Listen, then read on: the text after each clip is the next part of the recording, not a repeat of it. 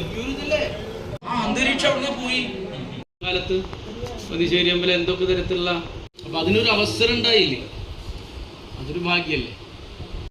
പാപനായ ജപം വേദമന്ത്രങ്ങളെ പോലെ എന്ന് പറഞ്ഞ നാമല്ലേ, നാമജപല്ലേ വേണ്ട.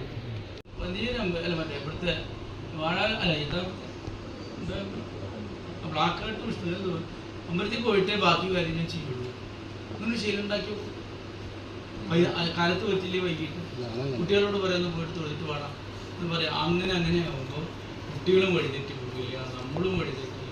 നടക്കാൻ ഏറ്റവും നല്ല സാധനം മനസ്സിലുള്ള കലുഷിതമായ ഭാവമൊക്കെ പോകും, ഉള്ളൊക്കെ ശുദ്ധാവും.